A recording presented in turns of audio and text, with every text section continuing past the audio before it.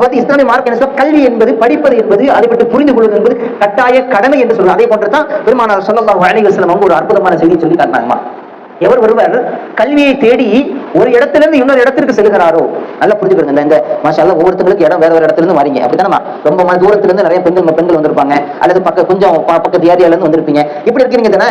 இப்படி யாரெல்லாம் அல்லாஹ்வுடைய தூதர் சொன்ன ஒரு வார்த்தை, யாரெல்லாம் அல்லாஹ்வுடைய கல்வியை படிக்க வேண்டும் என்பதற்காக ஒரு இடத்திலிருந்து இன்னொரு இடத்தை தேடி நடந்து வருகிறாரோ, நடந்து யார் வருகிறாரோ அவர் நடந்து வந்து அந்த கல்வியை படித்து அந்த கல்வியை பெற்றுக்கொண்டு திரும்ப அவர் செல்லுகின்ற வரைக்கும் அவர் யாருடைய பாதையில் இருக்கிறார்? ஃபீ சபீலில்லாஹ், அல்லாஹ்வுடைய பாதையில் இருக்கின்ற பெருமானார் ஸல்லல்லாஹு அலைஹி வஸல்லம் அவங்க சொல்லி காட்டினாங்கன்னா, அப்ப அந்த கல்வியினுடைய முக்கியத்துவம் புரியுதா?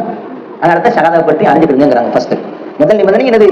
ஷஹாதாவை ஏற்றுக்கொள்ள வேண்டும் என்றால் முதல் விஷயம் கல்வி, அதை பற்றியான நாலேஜ் வேணும். ஏன் தெரியுமா?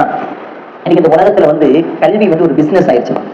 இந்த உலகத்துல இஸ்லாம் இந்த கல்வி இருக்கு பாத்தீங்களா, கல்வி பிசினஸ் மாதிரி மாத்திக்கிட்டான், எனக்கு தேவையான பிசினஸ் வச்சுக்கிட்டான்.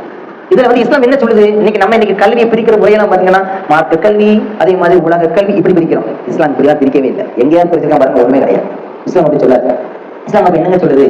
பயனுள்ள கல்வி, பயனற்ற கல்வின்னு சொல்லும். இஸ்லாம் என்ன சொல்லும்? இந்த கல்வியை படிச்சா பயனா இருக்கும், நம்மளுக்கு வாழ்க்கையில ஃபியூச்சர் நல்லா இருக்கும்.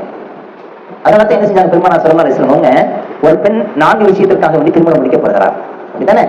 ஒண்ணு அழகிற்காக, குலத்திற்காக, இன்னொரு பொருளாதார வசதிக்காக, இன்னொரு மார்க்க பற்றுக்காக சொன்னாங்க.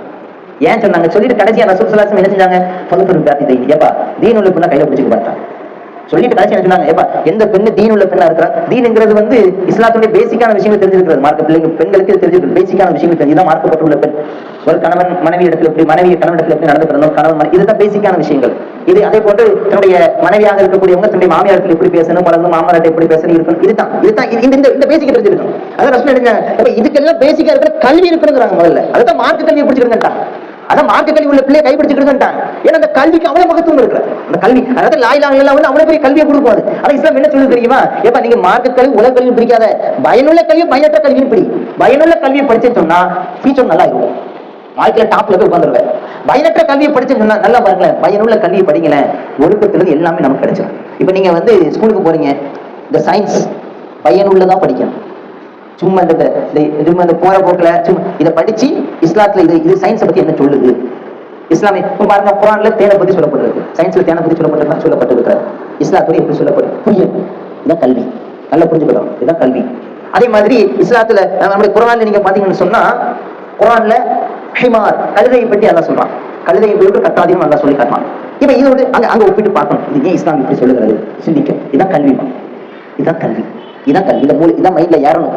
இப்படி நம்ம புரியும் போது